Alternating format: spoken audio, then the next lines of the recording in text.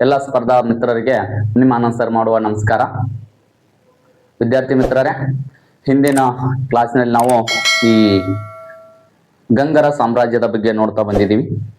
ಈ ಗಂಗ ಸಾಮ್ರಾಜ್ಯದ ಸ್ಥಾಪನೆ ಹೇಗಾಯಿತು, ಅದು ಹೇಗೆ ಆ ಮನೆತನಕ್ಕೆ ಆ ಹೆಸರನ್ನು ಇಟ್ಟರು, ಮತ್ತು ಅವರ ಮೂಲ ಎಲ್ಲಿದವರು, ಮತ್ತು ಆ ಮನೆತನದ ಸ್ಥಾಪಕರು ಯಾರು, ಹೇಗೆ ಅನ್ನೋದನ್ನ ನಾವು ವಿವರಣೆಯನ್ನು ಮಾಡ್ತಾ ಕೆಲವೊಂದು ಅರಸರ ಬಗ್ಗೆ ನಾವು ಅಧ್ಯಯನ ಮಾಡಿದ್ದೀವಿ. ಹಾಗಾಗಿ ಈ ಮನೆತನದ ಮುಂದುವರೆದಿರ್ತಕ್ಕಂಥ ಆಡಳಿತವನ್ನು ಮಾಡಿರ್ತಕ್ಕಂಥ ಕೆಲವು ಅರಸರು ಬರ್ತಾರೆ. ಆ ಕೆಲವು ಅರಸರಲ್ಲಿ ಅತ್ಯಂತ ಶ್ರೇಷ್ಠವಾಗಿರ್ತಕ್ಕಂಥ ಒಬ್ಬ ಯಾರು ಅಂದ್ರ ಅವನಿತ ಅಂತಕ್ಕಂಥ ಅರಸ ಬರ್ತಾನೆ. ಅವನಿತ, ಈ ಅವನಿತ ಅರಸ ಬರ್ತಾನೆ. ಈತ ಆಡಳಿತ ಮಾಡಿದ ಎಲ್ಲಿಂದ ಎಲ್ಲಂದ್ರ ಕ್ರಿಸ್ತ ಶಕ 475ರಿಂದ 529ರವರೆಗೆ ಆಡಳಿತ ಮಾಡಿದ ಅಂತ ಹೇಳ್ತಾರೆ. ಇತಿಹಾಸದಲ್ಲಿ ದಡಿಗನ ನಂತರ ಶ್ರೇಷ್ಠವಾಗಿರ್ತಕ್ಕ ಸಮರ್ಥವಾದಂತ ಅರಸ ಯಾರು ಬರ್ತಾರಂದ್ರ ಅವನೀತ ಅನ್ನತಕ್ಕಂಥ ಅರಸ ಬರ್ತಾನೆ. ಸುಮಾರು ವರ್ಷಗಳ ಕಾಲ ಈ ಗಂಗ ಮಣಿತನವನ್ನು ಆಡಳಿತ ಮಾಡ್ತಾನೆ. ಆದ್ರೆ ಈ ಗಂಗ ಮಣಿತನವನ್ನು ಆಡಳಿತ ಮಾಡ್ತಾನೆ. ಈತ ಆಡಳಿತ ಮಾಡೋದಕ್ಕೆ ಸಲಹೆಯನ್ನು ಕೊಡೋದಕ್ಕೆ ಒಬ್ಬ ಶ್ರೇಷ್ಠವಾದಂತ ಗುರು ಇದ್ದ. ಈತ ಯಾರನ್ನ ಗುರುವನ್ನಾಗಿ ಮಾಡ್ಕೊಂಡಿದ್ದ ಅಂತಂದ್ರೆ ವಿಜಯ ಕೀರ್ತಿಯನ್ನ ತನ್ನ ಗುರುವನ್ನಾಗಿ ಮಾಡ್ಕೊಂಡಿದ್ದ. ವಿಜಯ ಕೀರ್ತಿ ಇವೆಲ್ಲ ಜೈನ ಮುನಿಗಳೇ ಇವರು. ಯಾಕಂದ್ರೆ ಜೈನರಿಗೆ ಅತಿ ಹೆಚ್ಚು ಬೆಂಬಲವನ್ನು ಕೊಟ್ಟಂತ ಮನೆತನ ಯಾವುದು ಅಂದ್ರೆ ಗಂಗರು. ಅದಕ್ಕಾಗಿ ಚಾವುಂಡರಾಯ ಗೊಮ್ಮಟೇಶ್ವರ ವಿಗ್ರಹವನ್ನು ಕೆತ್ತಿಸ್ತಾನೆ, ಅದು ಜೈನರ ಸಂಕೇತವಾಗಿ. ಅದನ್ನ ಆಮೇಲೆ ನೋಡೋಣ. ಆದ್ರೆ ಇವರಿಗೆ ಗುರುವಿನ ಸ್ಥಾನವನ್ನು ತುಂಬಿದವರು ಯಾರು ಅಂತಂದ್ರೆ ಎಲ್ಲ ಜೈನ ಮುನಿಗಳೇ. ಅದಕ್ಕಾಗಿ ಈತನ ಗುರುನು ಕೂಡ ಏನಾಗಿದ್ದ ಅಂದ್ರೆ ಜೈನ ಮುನಿನೇ. ಅದ ಯಾರು ಅಂದ್ರೆ ವಿಜಯ ಕೀರ್ತಿ. ಯಾರ ಗುರು ಅಂದ್ರೆ ಅವನಿತನ ಗುರು ಯಾರು ಅಂದ್ರ ವಿಜಯ ಕೀರ್ತಿ. ಹಾಗಾದ್ರೆ ಈ ವಿಜಯ ಕೀರ್ತಿ ಅಂತಕ್ಕಂಥ ಗುರುವಿನ ಆಶೀರ್ವಾದವನ್ನು ಪಡೆದ ಗುರುವಿನ ಸಲಹೆ ಮೇರೆಗೆ ಅವನೀತ ಏನಂದ್ರೆ ಗಂಗ ಸಾಮ್ರಾಜ್ಯವನ್ನ ಆಡಳಿತ ಮಾಡ್ತಾ ಇದ್ದ. ಈ ಗಂಗಾ ಸಾಮ್ರಾಜ್ಯವನ್ನು ಆಡಳಿತ ಮಾಡ್ತಕ್ಕಂಥ ಈ ಅವನೀತ, ಈತನಿಗೆ ಒಬ್ಬಳು ರಾಣಿ ಇದ್ಲು. ರಾಣಿ ಅಂದ್ರೆ ಹೆಂಡತಿ. ಈತನಿಗೊಬ್ಬಕ್ಕೆ ರಾಣಿ ಇದ್ಲು. ರಾಣಿ ಅಂದ್ರ ಹೆಂಡತಿ. ಆ ಹೆಂಡತಿ ಯಾರಾಗಿದ್ರ ಅಂದ್ರ ಜ್ಯೇಷ್ಠಾದೇವಿ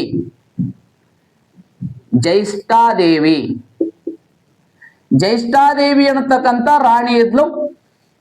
ಈ ಜ್ಯೇಷ್ಠಾದೇವಿ ಅನ್ನತಕ್ಕಂಥ ರಾಣಿ ಯಾವ ಮನೆತನದವಳಾಗಿದ್ದಳು ಅಂತಂದ್ರೆ, ಯಾವ ಮನೆತನದ ರಾಣಿ ಆಗಿದ್ದಳು ಅಂತಂದ್ರ ಪುಣಾಟ ಮನೆತನದ ಪುಣಾಟ ಸಾಮ್ರಾಜ್ಯದ ರಾಣಿ ಆಗಿದ್ದಳು. ಸರ, ಈ ಪುಣಾಟ ಅಂದ್ರೆ ಯಾವ್ದ್ರಿ? ಈ ಪುಣಾಟ ಅಂತಕ್ಕಂಥ ಮನೆತನವನ್ನ ಆಡಳಿತ ಮಾಡ್ತಕ್ಕಂಥ ಒಬ್ಬ ಅರಸ ಇದ್ದ. ಯಾರು ಅಂದ್ರ ಸ್ಕಂದವರ್ಮ. ಚಂದೈ ನೋಟ್ಸ್ ಮಾಡ್ರ. ಸ್ಕಂದವರ್ಮ ಯಾವ ಮನೆತನದ ಅರಸ ಅಂದ್ರೆ ಈ ಪುಣಾಟ ಅಂತಕ್ಕಂಥ ಪ್ರದೇಶವನ್ನ ಆಡಳಿತ ಮಾಡುವ ಅರಸ. ಈ ಆಡಳಿತ ಮಾಡತಕ್ಕಂಥ ಈ ಅರಸ ಸ್ಕಂದವರ್ಮ, ಆತನ ಮಗಳ ಯಾರು ಅಂದ್ರ ಈ ಜ್ಯೇಷ್ಠಾದೇವಿ. ಸ್ಕಂದವರ್ಮನ ಮಗಳು ಯಾರು ಅಂದ್ರ ಜ್ಯೇಷ್ಠಾದೇವಿ. ಆ ಜ್ಯೇಷ್ಠಾದೇವಿಯನ್ನ ಈ ಗಂಗಾ ಅರಸನಾಗಿರ್ತಕ್ಕಂಥ ಅವನಿತನಿಗೆ ಕೊಟ್ಟು ಮದುವೆ ಮಾಡಿದ. ಹಾಗಾದ್ರೆ ಈ ಅವನಿತನ ಮಾವ ಯಾರು ಅಂದ್ರೆ ಸ್ಕಂದವರ್ಮನ ಹಳೆಯ ಯಾರು ಅಂದ್ರ ಅವನಿತ. ಅವನಿತನ ಹೆಂಡತಿ ಅಥವಾ ರಾಣಿ ಯಾರು ಅಂದ್ರ ಜ್ಯೇಷ್ಠಾದೇವಿ. ಆ ಜ್ಯೇಷ್ಠಾದೇವಿಯ ತಂದೆ ಯಾರು ಅಂದ್ರ ಸ್ಕಂದವರ್ಮ. ಅವ ಯಾವ ಸಾಮ್ರಾಜ್ಯದ ಅರಸನಾಗಿದ್ದ ಅಂದ್ರೆ ಪುಣಾಟ ಪ್ರದೇಶದ ಅರಸನಾಗಿದ್ದ. ಈ ಪುಣಾಟವನ್ನ ಈಗ ಏನಂತ ಕರೀತಾರು ಅಂದ್ರೆ ಹೆಗ್ಗಡ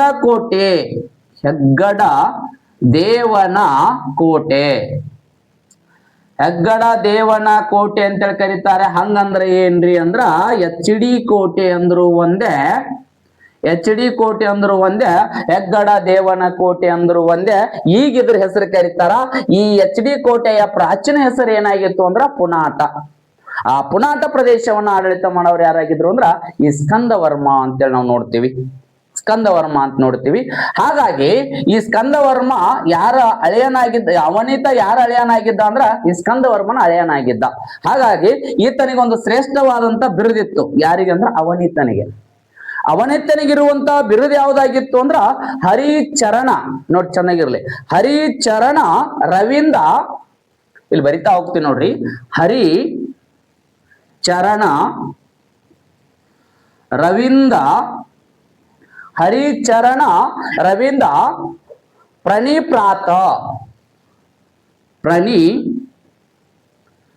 ಪ್ರಾತ.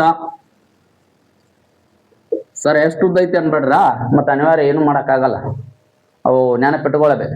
ಹರಿಚರಣ ರವೀಂದ್ರ ಪ್ರಣೀಪ ಪ್ರಾತ ಅಂತಕ್ಕಂಥವ್ರು ನೋಡ್ರಿ, ಹರಿಚರಣ ರವೀಂದ್ರ ಪ್ರಾತ ಅಂತಕ್ಕಂಥ ಬಿರುದು ಯಾರಿಗಿತ್ತು ಅಂತಂದ್ರೆ ಈ ಅವನೀತನಿಗಿರ್ತಕ್ಕಂಥ ಒಂದು ಶ್ರೇಷ್ಠವಾಗಿರ್ತಕ್ಕಂಥ ಬಿರುದು ಅಂತೇಳಿ ನಾವು ನೋಡ್ತೀವಿ. ಹಾಗಾದ್ರೆ ಈ ಅವನೀತ ಅಂತಕ್ಕಂಥ ವ್ಯಕ್ತಿ ಯಾವ ಧರ್ಮದ ಮತಾವಲಂಬಿ ಆಗಿದ್ದ ಅಂದ್ರೆ ವೈದಿಕೀಯ ಧರ್ಮದ ಮತಾವಲಂಬಿ ಆಗಿದ್ದ. ವೈದಿಕೀಯ ಧರ್ಮದ ಮತಾವಲಂಬಿ ಯಾರು ಅಂದ್ರೆ ಈ ಅವನೀತ ಅನ್ನತಕ್ಕಂಥ ಅರಸ. ನೋಡ್ರಿ ಒಂದ್ಸರಿ ಇನ್ನೊಂದ್ಸರಿ ನೋಡ್ರಿ, ಅವನೀತ ಅನ್ನತಕ್ಕಂಥ ಒಬ್ಬ ಶ್ರೇಷ್ಠವಾದಂತ ಅರಸ, ಆತನ ಗುರು ವಿಜಯ ಕೀರ್ತಿ, ಆತನ ಹೆಂಡತಿ ಜ್ಯೇಷ್ಠಾದೇವಿ, ಆತನ ಮಾವ ಸ್ಕಂದವರ್ಮ. ಯಾವ ಪ್ರದೇಶದ ಅರಸ ಅಂದ್ರೆ ಪುಣಾಟ. ಪುಣಾಟದ ಈಗಿನ ಹೆಸರು ಅಂದ್ರೆ ಹೆಗ್ಗಡ ದೇವನ ಕೋಟೆ ಅಥವಾ HD ಕೋಟೆ. ಆತನಿಗಿರುವಂತ ಬಿರುದು ಹರಿಚರಣ ರವೀಂದ್ರ ಪ್ರಾತ, ಈತನ ಇರುವಂತ ಬಿರುದು. ಆಮೇಲೆ ಈತ ಯಾವ ಧರ್ಮದ ಅನ್ವಯ ಆಗಿದ್ದ, ಯಾವ ಧರ್ಮದ ಮತಾವಲಂಬಿ ಆಗಿದ್ದ ಅಂದ್ರೆ ವೈದಿಕೀಯ ಧರ್ಮದ ಮತಾವಲಂಬಿ ಆಗಿರ್ತಕ್ಕಂಥ ವ್ಯಕ್ತಿ ಯಾರು ಅಂದ್ರ ಈ ಅವನೀತ ಅನ್ನತಕ್ಕಂಥವು. ಈ ಅವನೀತನ ನಂತರ ಆಡಳಿತಕ್ಕೆ ಬಂದಂತ ವ್ಯಕ್ತಿ ಯಾರು, ಆತನ ಮಗನೇ ಯಾರು ಅಂದ್ರ ದುರ್ವಿನೀತ. ಯಾರು ಅಂದ್ರ ದುರ್ವಿನೀತ. ಹಾಗಾದ್ರೆ ಅವನೀತನ ಮಗ ಯಾರು ಹಂಗಾದ್ರೆ ದುರ್ವಿನೀತ. ದುರ್ವಿನೀತರ ತಾಯಿ ಯಾರು ಹಂಗಾದ್ರೆ ಜ್ಯೇಷ್ಠಾದೇವಿ, ದುರ್ವಿನೀತನ ತಾಯಿ. ಹಾಗಾದ್ರೆ ಈ ದುರ್ವಿನೀತನ ಮುತ್ಯ ತಾತ ಯಾರು ಅಂದ್ರೆ ಸ್ಕಂದವರ್ಮ. ನಿಮ್ಗ ಸಂಬಂಧಗಳು ಗೊತ್ತಿರ್ಬೇಕು ಇತಿಹಾಸದೊಳಗೆ, ಅಂದ್ರೆ ಅರ್ಥ ಆಗ್ತದೆ. ಹಾಗಾಗಿ ಈ ಅವನೀತನ ನಂತರ ಆಡಳಿತಕ್ಕೆ ಬಂದಂತ ಅರಸ ಯಾರು ಅಂದ್ರೆ ಈ ದುರ್ವಿನೀತ ಅಂತಕ್ಕಂಥ ಅರಸ ಆಡಳಿತಕ್ಕೆ ಬರ್ತಾನೆ. ಹಾಗಾದ್ರೆ ಈ ದುರ್ವಿನೀತ ಯಾವ ರೀತಿ ಅಂದ್ರ ಗಂಗರ ಮನೆತನದಲ್ಲಿ ಅತ್ಯಂತ ಪ್ರಸಿದ್ಧನಾಗಿರ್ತಕ್ಕಂಥ ಅರಸ. ಪ್ರಸಿದ್ಧವಾದಂತ ಅರಸ ಯಾರು ಅಂದ್ರೆ ಗಂಗ ಮನೆತನದ ಪ್ರಸಿದ್ಧವಾದ ಅರಸ ಈ ದುರ್ವಿನೀತ. ದುರ್ವಿನೀತ ಅನ್ನತಕ್ಕಂಥ ನೋಡಿ ಚೆನ್ನಾಗಿ ಮಾಡ್ಕೊಡ್ರಿ, ದುರ್ವಿನೀತ ಅನ್ನತಕ್ಕಂಥ ಅರಸ ಆಡಳಿತಕ್ಕೆ ಬರ್ತಾನೆ. ಈತ ಎಲ್ಲಿವರೆಗೆ ಎಲ್ಲಿಂದ ತನ ಆಡಳಿತ ಮಾಡಿದ ಅಂದ್ರೆ ಕ್ರಿಸ್ತ ಶಕ 529ರಿಂದ ಎಲ್ಲಿ ತನ ಆಡಳಿತ ಮಾಡ್ತಾನಂದ್ರೆ 579ರವರೆಗೆ. 579ರವರೆಗೆ ಆಡಳಿತ ಮಾಡ್ತಾನೆ. ಎಷ್ಟು ವರ್ಷ ಆಡಳಿತ ಮಾಡಿದ್ದ ಅಂದ್ರೆ 50 ವರ್ಷಗಳ ಸುದೀರ್ಘವಾದಂತ ಆಡಳಿತ ಮಾಡಿದ ವ್ಯಕ್ತಿ ಯಾರಂದ್ರೆ ದುರ್ವಿನೀತ. ಈ ದುರ್ವಿನೀತ ಗಂಗ ಅರಸರ ಪ್ರಸಿದ್ಧವಾದ ದೊರೆಯವ. ಪ್ರಸಿದ್ಧವಾದ ದೊರೆ ಯಾರು ಅಂದ್ರ ಈ ದುರ್ವಿನೀತ. ಪ್ರಸಿದ್ಧವಾದ ದೊರೆ ಯಾರ ಅರಸರಲ್ಲಿ ಅಂದ್ರೆ ಗಂಗರ ಅರಸರಲ್ಲಿ ಪ್ರಸಿದ್ಧವಾದ ದೊರೆ ಯಾರು ಅಂದ್ರೆ ಈ ದುರ್ವಿನೀತ. ಎಷ್ಟು ವರ್ಷ ಆಡಳಿತ ಮಾಡಿದಾನ ಅಂದ್ರೆ ಸುಮಾರು 50 ವರ್ಷಗಳ ಕಾಲ ಸುದೀರ್ಘವಾಗಿರ್ತಕ್ಕಂಥ ಆಡಳಿತವನ್ನು ಯಾರು ಮಾಡ್ತಾರೋ ಅಂದ್ರೆ ಈ ದುರ್ವಿನೀತ ಮಾಡ್ತಾರೆ. ಯಾರ? ದುರ್ವಿನೀತ. ಹಾಗಾದ್ರೆ ಗೊತ್ತಿರ್ಲಿ ನಿಮಗೆ, ಈ ದುರ್ವಿನೀತನ ತಂದೆ ಯಾರು? ದುರ್ವಿನೀತನ ತಂದೆ ಯಾರು ಅಂದ್ರ ಅವನೀತ. ಗೊತ್ತಿರ್ಲಿ ನಿಮ್ಗ, ದುರ್ವಿನೀತನ ತಂದೆ ಯಾರು? ಅವನೀತ. ತಾಯಿ ಯಾರು ಅಂದ್ರೆ ಜ್ಯೇಷ್ಠಾದೇವಿ. ಯಾರು? ಜ್ಯೇಷ್ಠಾದೇವಿ. ತಾಯಿ ಯಾರು ಅಂದ್ರೆ ಜ್ಯೇಷ್ಠಾದೇವಿ. ತಾಯಿ ಜ್ಯೇಷ್ಠಾದೇವಿ. ತಾಯಿ ಜ್ಯೇಷ್ಠಾದೇವಿ. ತಂದೆ ಯಾರು ಅಂದ್ರೆ ಅವನೀತ, ತಾಯಿ ಜ್ಯೇಷ್ಠಾದೇವಿ.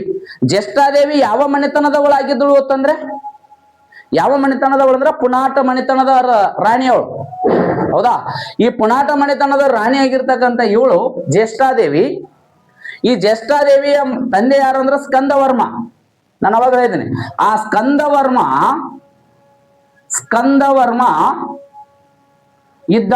ಆ ಸ್ಕಂದವರ್ಮ ಯಾವ ಪ್ರದೇಶವನ್ನು ಆಡಳಿತ ಮಾಡ್ತಿದ್ದ ಅಂದ್ರೆ ಪುಣಾಟ. ಆದ್ರೆ ಆ ಸ್ಕಂದವರ್ಮನಿಗೆ ಏನಿರ್ಲಿಲ್ಲ ಅಂದ್ರೆ ಗಂಡು ಮಕ್ಕಳು ಇರ್ಲಿಲ್ಲ. ಗಂಡು ಮಕ್ಕಳು ಇರ್ಲಾರಂತ ಸಂದರ್ಭದಲ್ಲಿ ಏನಾಗ್ತದ್ರಿ ಅಂದ್ರ ಈತ ಮರಣ ಹೊಂದಿ ಬಿಡ್ತಾನೆ.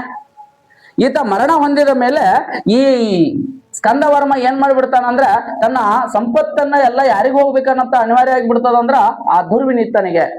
ಆ ಕಾರಣಕ್ಕಾಗಿ, ಯಾಕಂದ್ರೆ ಈ ದುರ್ವಿನೀತನ ಮೊಮ್ಮಗ ಯಾರಾಗಿದ್ರು ಅಂದ್ರ ಈ ಸ್ಕಂದವರ್ಮನ ಮೊಮ್ಮಗ ಯಾರಂದ್ರ ದುರ್ವಿನೀತ. ತನ್ನ ಮಗಳಿಗೆ ಹೋಗ್ಬೇಕಾಗ್ತದೆ, ಯಾಕಂದ್ರೆ ಈತನ ಗಂಡು ಮಕ್ಕಳೇ ಇರ್ಲಿಲ್ಲ, ಮರಣ ಹೊಂದಿ ಬಿಟ್ಟ. ಮರಣ ಹೊಂದಿದ್ದರಿಂದ ಆ ಪುಣಾಟ ಅನ್ನತಕ್ಕಂತ ಎಲ್ಲಾ ಪ್ರದೇಶವು ಯಾರ ಅಧೀನಕ್ಕೆ ಹೋಗ್ಬಿಡ್ತಾವು ಅಂದ್ರೆ ಈ ದುರ್ವಿನೀತನ ಅಧೀನಕ್ಕೆ ಹೋಗ್ತವೆ. ಆ ಪ್ರದೇಶವನ್ನು ತಂದ ಏನ್ ಮಾಡ್ಬಿಡ್ತಾನ, ತನ್ನ ಆಡಳಿತದ ತನ್ನ ಸಾಮ್ರಾಜ್ಯದಲ್ಲಿ ಸೇರಿಸ್ಕೊಳ್ತಾನೆ. ತನ್ನ ಸಾಮ್ರಾಜ್ಯದಲ್ಲಿ ಯಾವಾಗ ಸೇರಿಸ್ಕೊಳ್ತಾನಲ್ಲ, ಹಾಗಾಗಿ ಆ ತನ್ನ ಸಾಮ್ರಾಜ್ಯಕ್ಕೆ ಯಾವ್ದು ಬರ್ತಂದ್ರ ಪುನಾಟ ಪ್ರದೇಶ ಬರ್ತದ. ಈ ಪುನಾಟವನ್ನು ಯಾವ ಪ್ರದೇಶವನ್ನು ಒಳಗೊಂಡಿತ್ತು ಅಂತಂದ್ರೆ ಅದು ಮೈಸೂರು ಪ್ರದೇಶದ ಸುತ್ತಲಿರ್ತಕ್ಕಂಥದ್ದಾಗಿತ್ತು. ಅಲ್ಲೇ ಬರ್ತಕ್ಕಂಥ ಒಂದು ಪ್ರದೇಶ ಯಾವುದು ಅಂದ್ರ ತಲಕಾಡು ಅಂತಕ್ಕಂಥ ಪ್ರದೇಶ. ತಲಕಾಡು ಅಂತಕ್ಕಂಥ ಪ್ರದೇಶ. ಹಾಗಾಗಿ ಯಾವಾಗ ಪುನಾಟನ ತಾನು ಸೇರಿಸ್ಕೊಳ್ತಾನೋ ಅವಾಗ ಈ ರಾಜಧಾನಿಯನ್ನ ಏನ್ ಮಾಡಿದ ಅಂದ್ರೆ ಮೊದಲಿಗೆ ದಡಿಗೆ ಮಾಡ್ಕೊಂಡ ಸಾಮ್ರಾಜ್ಯ ಯಾವುದು? ರಾಜಧಾನಿ ಕೋಲಾರ. ಹಾಗಾಗಿ ದುರ್ವಿನಿತ ಏನ್ ಮಾಡ್ತಾನಂದ್ರೆ ಆ ಕೋಲಾರಲ್ಲಿರುವಂತ ರಾಜಧಾನಿಯನ್ನ ತಲಕಾಡಿಗೆ ವರ್ಗಾವಣೆ ಮಾಡ್ತಾನೆ. ಇದು ಗೊತ್ತಿರಲಿ ನಿಮಗೆ.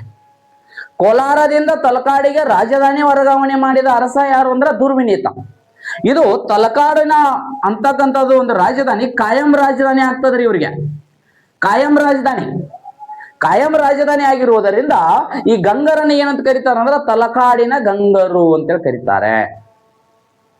ಪುನಾಟ ಯಾರ ದಿನದೊಳಗೆ ಹೋಗ್ಯದಂದ್ರೆ ಈಗ ದುರ್ವಿನೀತನ ದಿನಕ್ಕೆ. ಯಾಕಂದ್ರೆ ಆತ ನಮ್ಮ ಮುತ್ಯಾಗ ಏನಿರ್ಲಿಲ್ಲಪ್ಪ ಅಂತಂದ್ರೆ ಮಕ್ಕಳಿರ್ಲಿಲ್ಲ, ಗಂಡು ಮಕ್ಕಳಿರಲಿಲ್ಲ ಸ್ಕಂದವರ್ಮನಿಗೆ. ಆ ಕಾರಣಕ್ಕಾಗಿ ಆತನ ತಾಯಿಗೆ ಎಲ್ಲಾ ಸಂಪತ್ತು ಬರುವುದರಿಂದ ಈ ಪುನಾಟ ಪ್ರದೇಶ ತಾಯಿಗೆ ಬರ್ತದ. ತಾಯಿಗೆ ಬಂದ ಮಗನೇ ಆಡಳಿತ ಮಾಡ್ತಿದ್ದ ದುರ್ವಿನೀತ. ಇಡೀ ಸಾಮ್ರಾಜ್ಯವನ್ನು ತನ್ನ ಸಾಮ್ರಾಜ್ಯಕ್ಕೆ ಬಂದು ಸೇರಿಸಿಕೊಂಡು ಬಿಡ್ತಾನೆ. ಹಾಗಾಗಿ ಈತ ಆಡಳಿತಕ್ಕೆ ಬಂದ ಮೇಲೆ ಆತ ಏನ್ ಮಾಡ್ತಾ ಪುನಾಟ ಯಾವಾಗ ಸೇರಿಸ್ಕೊಳ್ತಾನೋ ಅವಾಗ ತಲಕಾಡನ್ನು ಏನ್ ಮಾಡ್ತಾನಂದ್ರೆ ರಾಜಧಾನಿಯಾಗಿ ಮಾಡಿಕೊಂಡು ಅದು ಕಾಯಂ ರಾಜಧಾನಿ ಆಗಿಬಿಡ್ತದ. ಯಾರ್ದು ಅಂದ್ರೆ ಈ ಗಂಗರ ರಾಜಧಾನಿ ಆಗಿಬಿಡ್ತದ. ಹಾಗಾದ್ರೆ ಈ ಒಬ್ಬ ದುರ್ವಿನೀತ ಅತಿ ಸಮರ್ಥವಾಗಿರ್ತಕ್ಕಂಥ ಅರಸನಾಗಿದ್ದ. ಈತನಿಗೊಬ್ಬ ಗುರು ಇದ್ರಿ, ದುರ್ವಿನೀತನಿಗೊಬ್ಬ ಗುರು ಇದ್ದ. ಆತರ ಪೂಜ್ಯಪಾದ ದೇವನಂದಿ.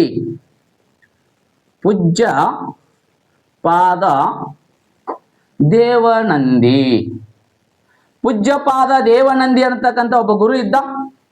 ಆ ಗುರುವಿ ಈತನು ಕೂಡ ಜೈನ ಮುನಿ. ಹಾಗಾಗಿ ಪೂಜ್ಯಪಾದ ದೇವನಂದಿ ಅನ್ನತಕ್ಕಂಥ ಒಬ್ಬ ಗುರು ಯಾರ ಗುರುವಾಗಿದ್ದ ಅಂದ್ರೆ ದುರ್ವಿನೀತನ ಗುರುವಾಗಿದ್ದು. ಇದೇ ಪೂಜ್ಯಪಾದ ದೇವನಂದಿ ಒಂದು ಶ್ರೇಷ್ಠವಾದಂತ ಗ್ರಂಥ ಬರೀತಾನೆ. ಆ ಗ್ರಂಥ ಯಾವುದು ಅಂದ್ರ ಈತ ಬರೆದಿರ್ತಕ್ಕಂಥ ಶಬ್ದಾವತಾರ. ಈ ಶಬ್ದಾವತಾರ ಅನ್ನತಕ್ಕಂಥ ಗ್ರಂಥ ಬರೆದವರು ಯಾರು ಅಂತಂದ್ರ ಈ ಪೂಜ್ಯಪಾದ ದೇವನಂದಿ ಅಂತಕ್ಕಂಥ ಗುರು. ಯಾರ ಗುರು ಅಂದ್ರ ದುರ್ವಿನೀತನ ಗುರು ಆಗಿದ್ದ. ಆತ ಏನ್ ಮಾಡ್ತಾನಂದ್ರ ಈ ಶಬ್ದಾವತಾರ ಅನ್ನತಕ್ಕಂಥ ಶ್ರೇಷ್ಠವಾದಂತ ಕೃತಿಯನ್ನ ಬರಿತಾನೆ. ಆ ಗ್ರಂಥವನ್ನ ಯಾರು ಬರಿತಾರಂದ್ರ ಈತ ಬರಿತಾನೆ. ಇನ್ನೊಂದು ಗೊತ್ತಿರ್ಲಿ, ಈತ ಯಾರು ಅಂದ್ರೆ ದುರ್ವಿನೀತ ತನ್ನ ಮಲ ಸಹೋದರರಿಗೆ, ಬಹಳ ಜನ ಅರಸರು ಬರ್ತಾರ ನೆನಪಿರ್ಲಿ ನಿಮಗೆ, ತನ್ನ ಮಲ ಸಹೋದರರಿಗೆ ಯಾರು ಸಹಾಯ ಮಾಡಿದ್ರು ಅಂತಂದ್ರೆ ತನ್ನ ಮಲ ಸೋದರ ಅಂದ್ರ ಚಿಕ್ಕಪ್ಪನ ಮಕ್ಕಳು, ಅಣ್ಣನ ಮಕ್ಕಳು ಹಿಂಗೆಲ್ಲ ಇರ್ತಾರ ಅವ್ರು. ಆ ಮಲ ಸೋದರರಿಗೆ ಯಾರು ಸಹಾಯ ಮಾಡಿದ್ರು ಅಂದ್ರ ಪಲ್ಲವರು ಸಹಾಯ ಮಾಡಿದ್ರು. ಇದು ವೆರಿ ಇಂಪಾರ್ಟೆಂಟ್, ನೆನಪಿರ್ಲಿ. ಪಲ್ಲವರು ಮತ್ತು ಕದಂಬರು ಏನ್ ಮಾಡಿದ್ರು ಅಂದ್ರೆ ಈತನ ಮಲ ಸೋದರರು ಅಂದ್ರ ಆತನ ಚಿಕ್ಕಪ್ಪನ ಮಕ್ಕಳಾಗಿರ್ಬೋದು, ಚಿಕ್ಕಮ್ಮನ ಮಕ್ಕಳರಾಗಿರ್ಬೋದು, ಅವರಿಗೆಲ್ಲ ಮಲ ಸೋದರರು ಅಂತ ಕರೀತಾರೆ. ಆ ಮಲ ಸೋದರರಿಗೆ ಯಾರು ಸಹಾಯ ಮಾಡಿದ್ರು ಅಂದ್ರ ಪಲ್ಲವರು ಮತ್ತು ಕದಂಬರು ಏನ್ ಮಾಡಿದ್ರು ಅಂದ್ರ ಈ ದುರ್ವಿನೀತನ ಮಲ ಸೋದರರಿಗೆ ಸಹಾಯ ಯಾರು ಮಾಡಿದ್ರು ಅಂದ್ರೆ ಇವರಿಬ್ರು ಮಾಡಿದ್ರು. ಆ ಕಾರಣಕ್ಕಾಗಿ ಆ ಸಿಟ್ಟನ್ನು ಇಟ್ಕೊಂಡಿರ್ತಕ್ಕಂಥ ದುರ್ವಿನೀತ ಇವರಿಬ್ಬರನ್ನ, ಪಲ್ಲವರನ್ನ ಮತ್ತು ಕದಂಬರನ್ನ ಏನ್ ಮಾಡ್ತಾನಂದ್ರೆ ಸೋಲಿಸ್ತಾನೆ. ಪಲ್ಲವ ಮತ್ತು ಕದಂಬರನ್ನ ನನ್ನ ಮಲ ಸೋದರರಿಗೆ ಇವರು ಸಹಾಯ ಮಾಡಿದಾರ ಅನ್ನುವಂತ ಸಿಟ್ಟಿನಿಂದ ದುರ್ವಿನೀತ ಇವರ ಪಲ್ಲವರನ್ನು ಮತ್ತು ಕದಂಬರನ್ನ ಸಂಪೂರ್ಣವಾಗಿ ಸೋಲಿಸಿರ್ತಕ್ಕಂಥ ವ್ಯಕ್ತಿ ಯಾರು ಅಂದ್ರೆ ಈ ದುರ್ವಿನೀತ ಅಂತೇಳಿ. ಹಾಗಾಗಿ ಅವರಿಬ್ಬರನ್ನ ಸೋಲಿಸಿದಾನ ಅಂತೇಳಿ ತಿಳಿಸುವ ಶಾಸನ ಯಾವುದು ಅಂದ್ರ ಗಡಗಟ್ಟೂರು ಶಾಸನ. ಇದು ಇಂಪಾರ್ಟೆಂಟ್, ನೆನಪಿರ್ಲಿ. ಗಡಗಟ್ಟೂರು ಶಾಸನ ಏನ್ ಮಾಡ್ತದಂದ್ರ ತನ್ನ ಮಲ ಸಹೋದರಿಗೆ ಸಹಾಯ ಮಾಡಿದಂತ ಪಲ್ಲವರು ಮತ್ತು ಕದಂಬರನ್ನ ಸೋಲಿಸಿದವ ದುರ್ವಿನೀತ ಅಂತ ತಿಳಿಸುವ ಶಾಸನ ಯಾವ್ದಂದ್ರ ಈ ಗಡಗಟ್ಟೂರು ಶಾಸನ ಅನ್ನತಕ್ಕಂಥದ್ದು ಬರ್ತದ್ರಿ. ಅಷ್ಟೇ ಅಲ್ಲ, ಈ ಪಲ್ಲವರು ಏನ್ ಮಾಡ್ತಾರು ಅಂದ್ರ ಪಲ್ಲವರ ಇರ್ತಕ್ಕಂಥವರಿವರು ಆ ಸಂದರ್ಭದಲ್ಲಿ, ಈತನ ಆಡಳಿತ ಮಾಡುವ ಸಂದರ್ಭದಲ್ಲಿ ಈ ದುರ್ವಿನೀತನ ಏನದಾನಲ್ಲ, ದುರ್ವಿನೀತನ ಸಹೋದರಿ ಇದ್ದು ಒಬ್ಬಳು. ಆ ಸಹೋದರಿಗೊಬ್ಬ ಮಗ ಇದ್ದ. ಸ್ವಲ್ಪ ನೆನಪಿರಲಿ ನಿಮಗೆ, ಯಾಕಂದ್ರೆ ಮುಂದಿನ ಸಾಮ್ರಾಜ್ಯಕ್ಕೆ ಹೆಚ್ಚು ಬರ್ಬೇಕಾಗ್ತದೆ. ಈ ದುರ್ವಿನೀತನಿಗೊಬ್ಬ ಸಹೋದರಿ ಇದ್ದು, ಆ ಸಹೋದರಿಗೆ ಒಬ್ಬ ಮಗ ಇದ್ದ. ಯಾರಂದ್ರೆ ಜಯಸಿಂಹ ಅಂತೇಳಿ. ಜಯಸಿಂಹ ಅಂತೇಳಿ ಒಬ್ಬ ಮಗ ಇದ್ದ. ಈಕಿನ ಇವ ಯಾರಂದ್ರೆ ಈ ದುರ್ವಿನೀತನಿಗೆ ಹಳೆ ಆಗ್ಬೇಕು. ಯಾಕಂದ್ರ ತಂಗಿ ಮಗ ಅಥವಾ ಅಕ್ಕನ ಮಗ ಅಂದ್ರೆ ಈ ಜಯಸಿಂಹ ಯಾರಿಗೆ ಅಂದ್ರೆ ಈ ದುರ್ವಿನೀತನಿಗೆ ಸಹೋದರಿ ಮಗ ಅಂದ್ರೆ ಹಳೆ ಆಗ್ಬೇಕು. ಆ ಜಯಸಿಂಹ ಇರ್ತಕ್ಕಂತ ಮನೆತನದಲ್ಲಿ ಆ ಪ್ರದೇಶದಲ್ಲಿ ಇದ್ದ. ಆ ಪ್ರದೇಶದ ಮೇಲೆ ಆ ಜಯಸಿಂಹನ ಮೇಲೆ ಯಾರು ದಾಳಿ ಮಾಡಿದ್ರು ಅಂತಂದ್ರೆ ಈ ಪಲ್ಲವರು ದಾಳಿ ಮಾಡಿದ್ರಿ. ಆ ಪಲ್ಲವರು ದಾಳಿ ಮಾಡಿದಾಗ ತನ್ನ ಅಳಿಯನಾಗಿರ್ತಕ್ಕಂಥ ಜಯಸಿಂಹನಿಗೆ ಸಹಾಯ ಮಾಡಿದಂತವನು ಯಾರು ಅಂದ್ರೆ ದುರ್ವಿನೀತ. ಯಾಕಂದ್ರೆ ಪಲ್ಲವರಿಂದ ತನ್ನ ಅಳಿಯನನ್ನು ಕಾಪಾಡಬೇಕಾಗಿತ್ತು. ಆ ಕಾರಣಕ್ಕಾಗಿ ಈ ಜಯಸಿಂಹನ ಮೇಲೆ ಏನು ದಾಳಿ ಮಾಡಿದ್ರಲ್ಲ, ಈ ದಾಳಿ ಮಾಡಿರ್ತಕ್ಕಂಥ ಪ್ರದೇಶದ ಮೇಲೆ ಯಾರು ಪಲ್ಲವರಿಂದ ದಾಳಿ ಮಾಡಿದ್ರಲ್ಲ, ಆ ಸಂದರ್ಭದಲ್ಲಿ ದುರ್ವಿನೀತ ತನ್ನ ಅಳಿಯನಾಗಿರ್ತಕ್ಕಂಥ ಜಯಸಿಂಹನಿಗೆ ಸಹಾಯ ಮಾಡಿ ಜಯಸಿಂಹನ ಪರವಾಗಿ ಪಲ್ಲವರ ಜೊತೆಗೆ ಹೋರಾಟ ಮಾಡಿ ಪಲ್ಲವರನ್ನು ಸಂಪೂರ್ಣವಾಗಿ ಮತ್ತೊಮ್ಮೆ ಸೋಲಿಸ್ತಾನೆ. ಸೋಲಿಸಿ ಈತ ಏನ್ ಮಾಡ್ತಾನಂದ್ರೆ ಇದೇ ಜಯಸಿಂಹನನ್ನ ಕರೆದುಕೊಂಡು ಹೋಗಿ ಬಾದಾಮಿ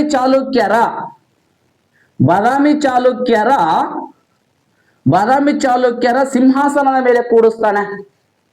ನೋಡ್ರಿ, ಗೊತ್ತಿರಲಿ ಬಾದಾಮಿ ಚಾಲುಕ್ಯರು ಹಾಗಾದ್ರೆ ಯಾರ ಸಾಮಂತರಾಗಿದ್ರು? ಕದಂಬರ ಸಾಮಂತರನು ಆಗಿದ್ರು, ಆಮೇಲೆ ಗಂಗರ ಸಾಮಂತರು ಆಗಿದ್ರು, ಗೊತ್ತಿರಲಿ ನಿಮಗೆ. ಆದ್ರೆ ಈ ಬಾದಾಮಿ ಚಾಲುಕ್ಯರ ಸ್ಥಾಪಕನಾಗಿರ್ತಕ್ಕಂಥ ಜಯಸಿಂಹ ಯಾರ ಅಂದ್ರೆ ದುರ್ವಿನೀತನ ಹಳೆಯ, ದುರ್ವಿನೀತನ ಸಹೋದರಿ ಮಗ ಅವ. ಆತನ ಮೇಲೆ ಯಾರು ದಾಳಿ ಮಾಡಿದ್ರು ಅಂತಂದ್ರೆ ಈ ಪಲ್ಲವರು ದಾಳಿ ಮಾಡಿದ್ರು. ಆ ಪಲ್ಲವರು ದಾಳಿ ಮಾಡಿದಕ್ಕಾಗಿ ಆ ದುರ್ವಿನೀತ ತನ್ನ ಅಳಿಯನ ಪರವಾಗಿ ನಿಂತು ಪಲ್ಲವರನ್ನ ಸೋಲಿಸಿ ಈ ಬಾದಾಮಿ ಚಾಲುಕ್ಯರ ಸಿಂಹಾಸನದ ಮೇಲೆ ಕೂಡಿಸಿದ್ದಕ್ಕಾಗಿ ದುರ್ವಿನೀತನಿಗೆ ಒಂದು ಬಿರುದು ಬರ್ತದ. ಯಾವುದು ಅಂದ್ರೆ ಬಾದಾಮಿ ಚಾಲುಕ್ಯರ ಪ್ರತಿಷ್ಠಾಪನಾಚಾರ್ಯ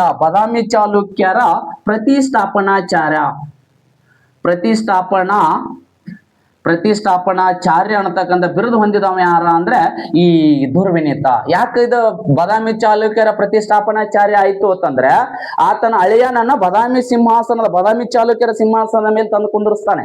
ಯಾಕಂದ್ರೆ ಬಾದಾಮಿ ಚಾಲುಕ್ಯರ ಸಿಂಹಾಸನ ಮೇಲೆ ಯಾಕೆ ಕುಂದಿಸಿದಾನ? ಅವನ ಜಯಸಿಂಹನ ಮೇಲೆ ಯಾರು ದಾಳಿಗೆ ಬಂದಿದ್ರು ಅಂದ್ರೆ ಪಲ್ಲವರು.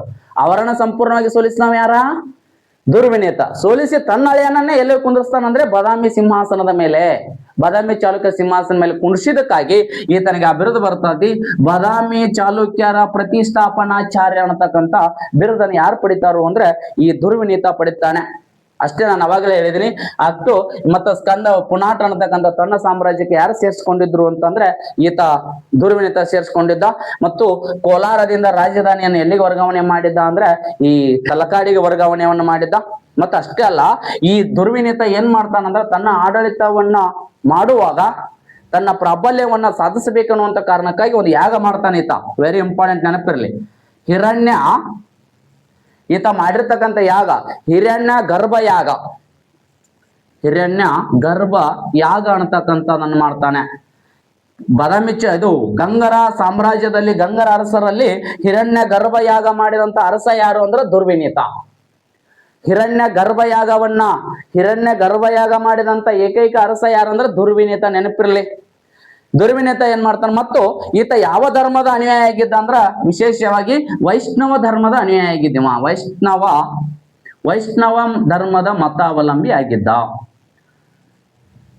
ವೈಷ್ಣವ ಧರ್ಮದ ಮತಾವಲಂಬಿ ಯಾರಾಗಿದ್ರು ಅಂತಂದ್ರೆ ಈತನಾಗಿದ್ದ. ವೈಷ್ಣವ ಧರ್ಮದ ಮತಾವಲಂಬಿ ಯಾರಾಗಿದ್ರು ಅಂದ್ರೆ ಈ ದುರ್ವಿನೀತನಾಗಿದ್ದ. ಈತ ಕೈಗೊಂಡಿರುವಂತ ಯಾಗ ಯಾವುದನ್ನು ಹಿರಣ್ಯ ಗರ್ಭ ಯಾಗವನ್ನು ಮಾಡಿದ್ದ. ಹಿರಣ್ಯ ಗರ್ಭ ಯಾಗವನ್ನ ಮಾಡಿರ್ತಕ್ಕಂಥ ಅರಸ ಯಾರು ಅಂತಂದ್ರ ಆ ದುರ್ವಿನೀತ. ಆತ ಯಾವ ಧರ್ಮವನ್ನ ಅನುಸರಿಸ್ತಾ ಇದ್ದ ಅಂದ್ರೆ ವೈಷ್ಣವ ಧರ್ಮದ ಮತಾವಲಂಬಿ ಆಗಿದ್ದ. ಈತನ ಗುರು ಯಾರಾಗಿದ್ರ ಪೂಜ್ಯಪಾದ ದೇವನಂದಿ ಆಗಿದ್ದ. ಆತ ಬರೆದಿರ್ತಕ್ಕಂಥ ಕೃತಿ ಯಾವುದು ಅಂದ್ರೆ ಶಬ್ದಾವತಾರ ಪೂಜ್ಯಪಾದ ದೇವನಂದಿ ಬರಿತಾನೆ. ಈತನ ಕೋಲಾರಿಂದ ರಾಜಧಾನಿಯನ್ನ ತಲಕಾಡಿಗೆ ಮಾಡಿದವ ಯಾರು ಅಂದ್ರೆ ದುರ್ವಿನೀತ. ಆತನೇ ಕಾಯಂ ರಾಜಧಾನಿಯಾಗಿ ಮಾಡ್ಕೊಂಡು ಅದಕ್ಕಾಗಿನೇ ತಲಕಾಡಿನ ಗಂಗರು ಅಂತ ಕರೀತಾರೆ. ಆತನ ಹಳೆಯನಾಗಿರ್ತಕ್ಕಂಥ ಜಯಸಿಂಹನಿಗೆ ಸಹಾಯವನ್ನ ಮಾಡಿ ಆ ಬಾದಾಮಿ ಚಾಲುಕ್ಯರ ಸಿಂಹಾಸನದ ಮೇಲೆ ತಂದು ಕೂಡಿಸ್ತಾನೆ. ಅದಕ್ಕಾಗಿ ಈತ ಪ್ರತಿಷ್ಠಾಪನಾಚಾರ್ಯ ಅನ್ನತಕ್ಕಂಥ ಬಿರುದನ್ನು ಪಡಿತಾನೆ. ಪಲ್ಲವರು ಮತ್ತು ಕದಂಬರನ್ನ ಸಂಪೂರ್ಣವಾಗಿ ಸೋಲಿಸಿರ್ತಕ್ಕಂಥ ಅರಸ ಯಾರು ಅಂತಂದ್ರೆ ಈ ದುರ್ವಿನೀತ. ಹಾಗಂತ ಹೇಳುವ ಶಾಸನ ಯಾವುದು ಅಂದ್ರೆ ಗಡಗಟ್ಟೂರು ಶಾಸನ ತಿಳಿಸ್ತದ. ಹೀಗೆ ಆಡಳಿತವನ್ನ ಮಾಡ್ತಾ ಹೋದ. ಜೊತೆಗೆ ಈತ ಇನ್ನೊಂದು ಏನ್ ಮಾಡ್ತಾನಂದ್ರ ತಾನು ಅತಿ ಹೆಚ್ಚು ನೀರಾವರಿಗೆ ಕೆರೆಗಳನ್ನು ನಿರ್ಮಾಣ ಮಾಡಿದ್ದ ಅಂತಿಮ.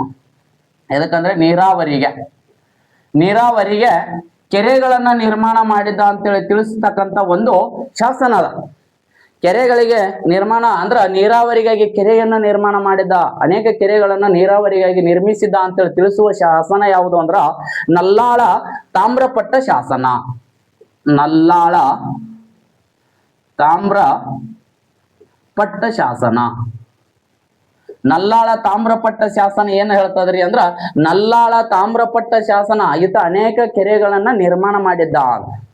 ಅನೇಕ ಕೆರೆಗಳನ್ನ ನಿರ್ಮಾಣ ಮಾಡಿದಕ್ಕಾಗಿ ಈತನಿಗೆ ನಲ್ಲಾಳ ತಾಮ್ರಪಟ್ಟ ಶಾಸನ ತಿಳಿಸಿಕೊಡ್ತದ ಅನೇಕ ಕೆರೆಗಳನ್ನ ನಿರ್ಮಾಣ ಮಾಡಿದ್ದ ಅಂತೇಳಿ. ಅಷ್ಟೇ ಅಲ್ಲ, ಈತ ಸ್ವತಃ ಕವಿಯಾಗಿದ್ದ. ಈತ ಏನಾಗಿದ್ದ ಅಂದ್ರೆ ಸ್ವತಃ ಕವಿಯಾಗಿದ್ದ. ದುರ್ವಿನೀತ ಸ್ವತಃ ಕವಿಯಾಗಿ ಅನೇಕ ಕಾವ್ಯಗಳಿಗೆ ವಿಮರ್ಶೆಯನ್ನು ಮಾಡ್ತಾನೆ. ಈತ ಯಾವ ಯಾವ ಕೃತಿಗಳಿಗೆ ವಿಮರ್ಶೆಗಳನ್ನು ಮಾಡ್ತಾನು ಅಂತಂದ್ರೆ ಬೇರೆ ಬೇರೆ ಕೃತಿಗಳಿಗೆ ವಿಮರ್ಶೆಯನ್ನು ಮಾಡಿರ್ತಕ್ಕಂಥ ಅರಸ ಯಾರಂದ್ರೆ ದುರ್ವಿನೀತ.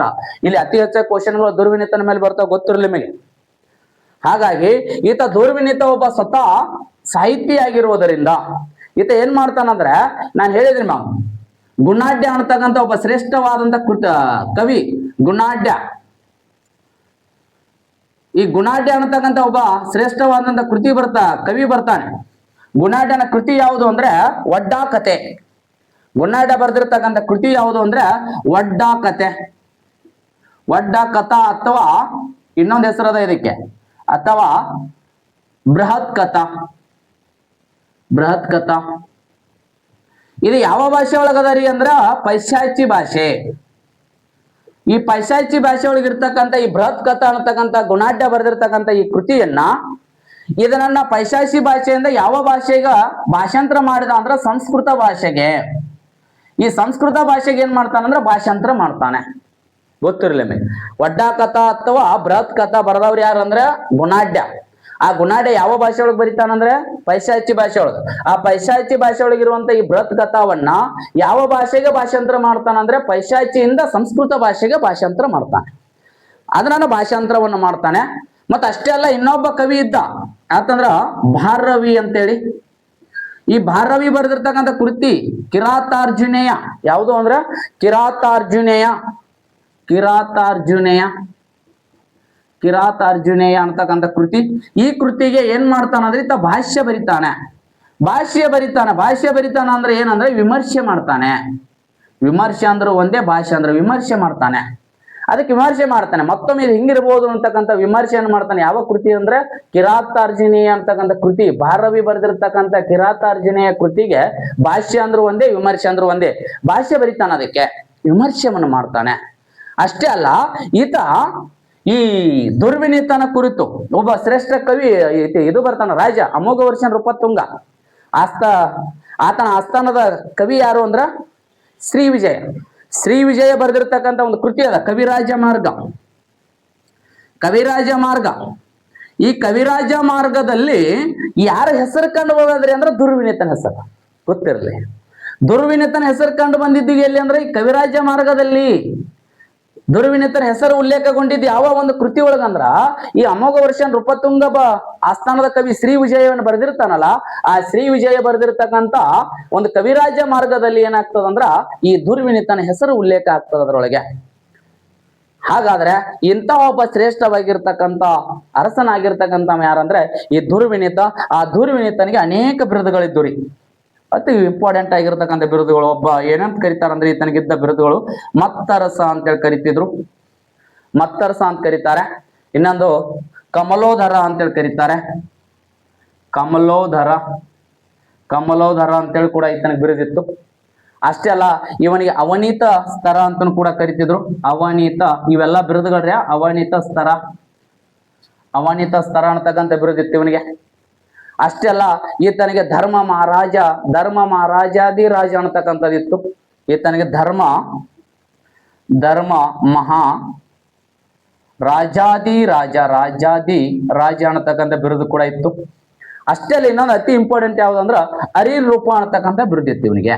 ಅರಿ ನೃಪ ಅನ್ನತಕ್ಕಂಥ ಬಿರುದು ಕೂಡ ಯಾರಿಗಿತ್ತು ಅಂದ್ರೆ ಇವೆಲ್ಲ ಆತನ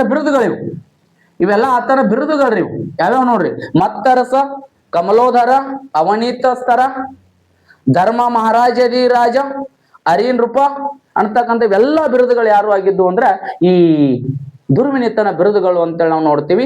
ಈಗ ದುರ್ವಿನೀತನ ಆಡಳಿತ ಅವಧಿಯಲ್ಲಿ ಮತ್ತೆ ಅನೇಕ ಶಾಸನಗಳು ಕೂಡ ಕಂಡು ಬರ್ತವೆ. ದುರ್ವಿನೀತನ ಕಾಲಾವಧಿಯಲ್ಲಿ ಅನೇಕ ಶಾಸನಗಳು ಕಂಡು ಬರ್ತವೆ. ನಿಮ್ಗೆ ಗೊತ್ತಿರ ಅತಿ ಇಂಪಾರ್ಟೆಂಟ್ ಆಗಿರ್ತಕ್ಕಂಥ ಶಾಸನಗಳು ಅವೆಲ್ಲ ಎಕ್ಸಾಮ್ಗೆ ಆಗ್ತಕ್ಕಂಥವು, ಎಕ್ಸಾಮ್ಗೆ ಆಗಿದಾವೆ. ಹಾಗಾಗಿ ಈ ದುರ್ವಿನೀತನ ಕಾಲದಲ್ಲಿರುವಂತ ಶಾಸನಗಳು ಅಂತ ನೋಡ್ರಿ.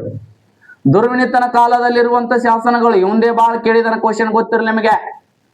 ಒಂದು ಶಾಸನ ಯಾವುದು ಅಂತಂದ್ರೆ ಈತನ ಕಾಲದಲ್ಲಿರುವಂತ ಶಾಸನ ಗುಮ್ಮಟ್ಟ ರೆಡ್ಡಿಪುರಂ ಶಾಸನ.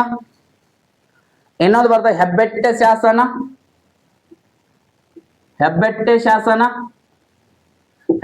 ಶಾಸನ ಅಂತೇಳಿ ಬರ್ತದ. ಇನ್ನೊಂದು ಶಾಸನ ಬರ್ತದ ಅತಿ ಪ್ರಮುಖವಾಗಿರ್ತಕ್ಕಂಥದ್ದು ನೋಡ್ರಿ. ಒಂದು ಗುಮ್ಮಟ್ಟ ರೆಡ್ಡಿಪುರಂ ಶಾಸನ, ಇನ್ನೊಂದು ಹೆಬ್ಬೆಟ್ಟೆ ಶಾಸನ, ಇನ್ನೊಂದು ಮಲ್ಲೊಳ್ಳಹಳ್ಳಿ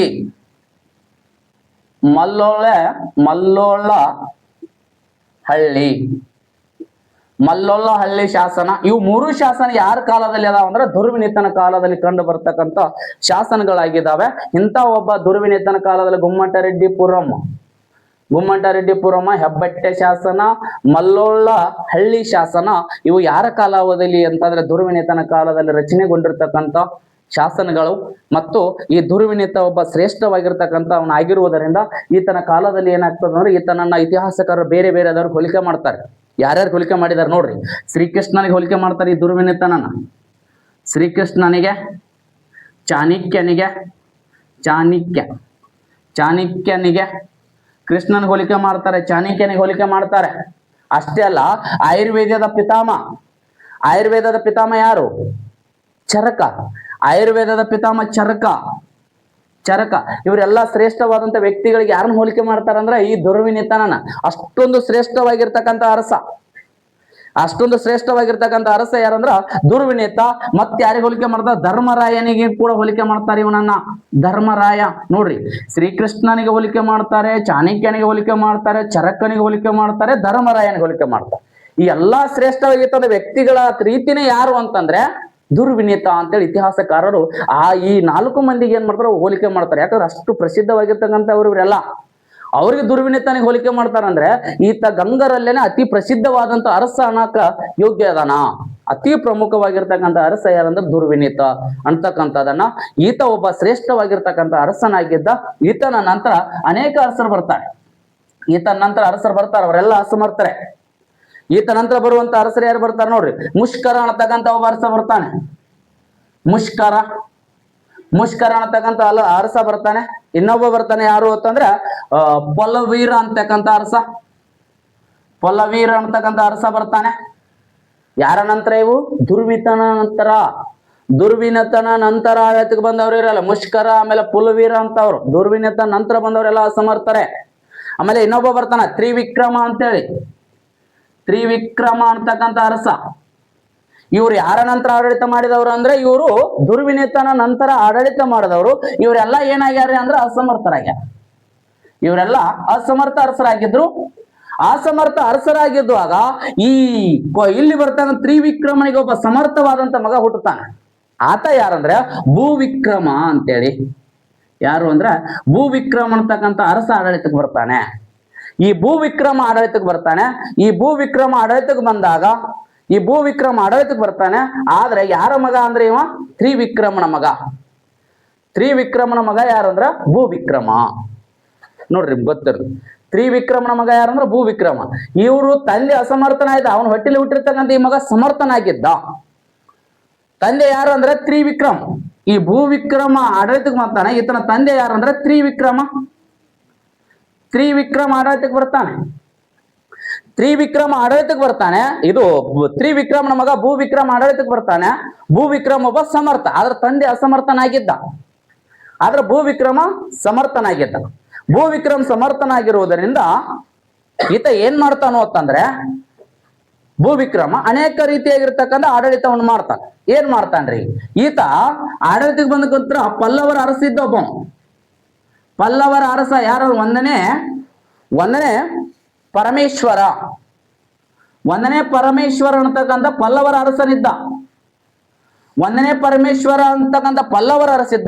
ಈತನನ್ನು ಏನ್ ಮಾಡ್ತಾನಂದ್ರ ಭೂವಿಕ್ರಮ್ ಸೋಲಿಸ್ತಾನೆ.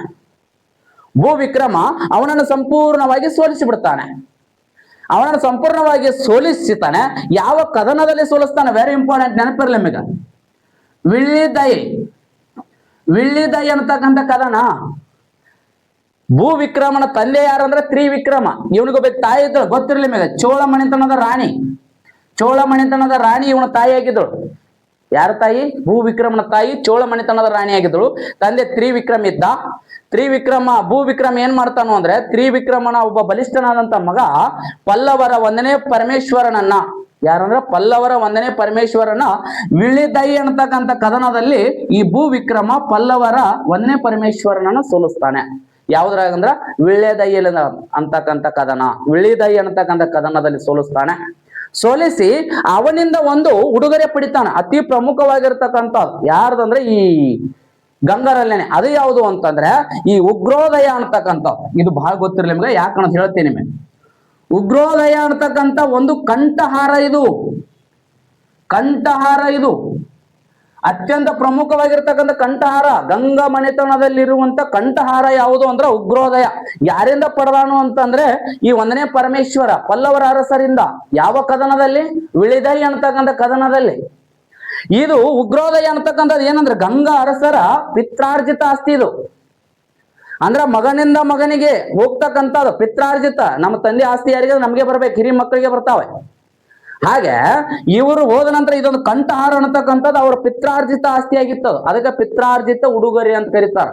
ಗಂಗರ ಪಿತ್ರಾರ್ಜಿತ ಉಡುಗೊರೆ ಯಾವ್ದಾಗಿತ್ತು ಅಂದ್ರೆ ಉಗ್ರೋದಯ ಅಂತಕ್ಕಂಥ ಒಂದು ಕಂಠಹಾರ. ಅದನ್ನ ಪಡೆದಿದ್ ಯಾರಿಂದ ಅಂದ್ರೆ ಪಲ್ಲವ ಅರಸ 1ನೇ ಪರಮೇಶ್ವರನಿಂದ. ಪರನಾಮ ಯಾರ? ಭೂ ವಿಕ್ರಮ್. ಯಾವ ಯುದ್ಧದಲ್ಲಿ ಪಡಿತಾನಂದ್ರೆ ಅದನ್ನಂದ್ರೆ ವಿಳ್ಳೆದೈ ಅನ್ನತಕ್ಕಂಥದ್ದು. ಈ 1ನೇ ಪರಮೇಶ್ವರನ್ ಸೋಲಿಸಿ ಆ ಒಂದು ಕಂಠಹಾರ ಪಡೆದುಕೊಳ್ತಾನೆ. ಅದು ಯಾವ್ದಂದ್ರೆ ಉಗ್ರೋದಯ ಅಂತಕ್ಕಂಥದ್ದು. ಇದನ್ನ ಪಡೆದುಕೊಳ್ತಾನೆ. ಆದ್ರೆ ಇಷ್ಟೊಂದು ಬಲಿಷ್ಠನಾಗಿರ್ತಕ್ಕಂಥ ಭೂ ವಿಕ್ರಮ ಬಹಳ ದಿನ ಆಡಳಿತ ಮಾಡಲ್ಲ. ಆತನ ನಂತರ ಆಡಳಿತಕ್ಕೆ ಬರ್ತಾನ ಒಬ್ಬ. ಆತನ ನಂತರ ಆಡಳಿತಕ್ಕೆ ಬಂದವ ಯಾರು ಅಂದ್ರೆ, ಈ ಭೂ ವಿಕ್ರಮ ನಂತರ ಆಡಳಿತಕ್ಕೆ ಬಂದವ್ರು ಯಾರು ಅಂದ್ರೆ 1ನೇ ಶಿವಮಾರ ಅಂತ ಆಡಳಿತಕ್ಕೆ ಬರ್ತಾನೆ. 1ನೇ ಶಿವಮಾರ ಯಾರ ನಂತರ ಆಡಳಿತಕ್ಕೆ ಬರ್ತಾನಂದ್ರೆ, ಭೂ ವಿಕ್ರಮನ ನಂತರ ಆಡಳಿತಕ್ಕೆ ಬಂದವ ಯಾರಂದ್ರ 1ನೇ ಶಿವಮಾರ ಅಂತಕ್ಕಂಥವ. ಈ 1ನೇ ಶಿವಮಾರ ಅಂತ ಬರ್ತಾನೆ. ಈ 1ನೇ ಶಿವಮಾರಿಗೆ ಒಬ್ಬ ಮೊಮ್ಮಗ ಇದ್ದ, ಶ್ರೇಷ್ಠವಾದಂತ ಮೊಮ್ಮಗ. ಮಗ ಅಸಮರ್ಥನಿದ್ದ, ಆದ್ರೆ ಈ 1ನೇ ಶಿವಮಾರನಿಗೆ ಒಬ್ಬ ಮೊಮ್ಮಗ ಇದ್ದ, ಶ್ರೇಷ್ಠವಾದಂತ ಮೊಮ್ಮಗ. ಆತನೇ ಯಾರು ಅಂದ್ರ ಸ್ತ್ರೀ ಪುರುಷ ಅಂತೇಳಿ. ಸ್ತ್ರೀ ಪುರುಷ ಯಾರ ಮೊಮ್ಮಗ ಅಂದ್ರೆ 1ನೇ ಶಿವಮಾರನ ಮೊಮ್ಮಗ. 1ನೇ ಶಿವಮಾರ ಯಾವಾಗ ಬರ್ತಾನಂದ್ರ ಭೂ ವಿಕ್ರಮನ ನಂತರ ಆಡಳಿತಕ್ಕೆ ಬಂದಿರತಕ್ಕಂತ ಅರಸ. ಭೂ ವಿಕ್ರಮನ ನಂತರ ಆಡಳಿತಕ್ಕೆ ಬಂದಿರತಕ್ಕಂತ ಅರಸ. ಈ ಭೂ ವಿಕ್ರಮ ಪಲ್ಲವರಿಂದ ಏನನ್ನು ಗೆದ್ದುಕೊಂಡಾನ ಅಂದ್ರೆ ಉಗ್ರೋದಯ ಅಂತಕ್ಕಂಥ ಒಂದು ಹಾರ, ಕಂಠಹಾರವನ್ನು ಗೆದ್ದುಕೊಂಡಾನ. ಯಾವ ಅರಸನಿಂದ ಅಂದ್ರೆ 1ನೇ ಪರಮೇಶ್ವರ. ಯಾವ ಕದನದಲ್ಲಿ? ಯುದ್ಧದಲ್ಲಿ ಅಂದ್ರೆ ವಿಳ್ಳೆದೈ ಅಂತಕ್ಕಂಥ ಕದನದಲ್ಲಿ. ಇದು ಬಹಳ ಬಹಳ ಇಂಪಾರ್ಟೆಂಟ್ ಇರ್ತದೆ, ಗೊತ್ತಿರಲಿ. ಈ ಭೂ ವಿಕ್ರಮನ ನಂತರ ಆಡಳಿತಕ್ಕೆ ಬಂದವ ಯಾರಂದ್ರೆ ಒಬ್ಬ ಅಸಮರ್ಥವಾದಂತ ಅರಸ 1ನೇ ಶಿವಮಾರ ಆಡಳಿತಕ್ಕೆ ಬರ್ತಾನೆ. 1ನೇ ಶಿವಮಾರನ ಮಕ್ಕಳೆಲ್ಲ ಅಸಮರ್ಥರಾಗಿರೋದ್ರಿಂದ ಒಬ್ಬ ಮೊಮ್ಮಗ ಬಲಿಷ್ಠನಾಗಿದ್ದ, ಸಮರ್ಥನಾಗಿದ್ದ. ಆ ಮೊಮ್ಮಗ ಏನು ಬಲಿಷ್ಠನಿದ್ದಲ್ಲ ಅವ ಯಾರಂದ್ರೆ ಸ್ತ್ರೀ ಪುರುಷ ಆಡಳಿತಕ್ಕೆ ಬರ್ತಾನೆ. ಯಾರ ನಂತರ ಅಂದ್ರೆ 1ನೇ ಶಿವಮಾರನ ನಂತರ ಗಂಗಾ ಸಾಮ್ರಾಜ್ಯವನ್ನ ಕಟ್ಟಿದಂತ ಅರಸ ಯಾರು ಅಂದ್ರೆ ಸ್ತ್ರೀ ಪುರುಷ ಅಂತೇಳಿ ನಾವು ನೋಡ್ತೀವಿ. ವಿದ್ಯಾರ್ಥಿಗಳು ಗೊತ್ತಿರಲಿ, ಆ ಶಿವಪುರುಷ, ಈ ಸ್ತ್ರೀ ಪುರುಷ ಮತ್ತು ಆ ನಂತರ ಬಂದಿರತಕ್ಕಂಥ 2ನೇ ಶಿವಮಾರ ಇವರೆಲ್ಲ ಬರ್ತಾರೆ. ಇನ್ನೂ ಬಲಿಷ್ಠವಾದಂತ ಅರಸರು ಬರ್ತಾರೆ.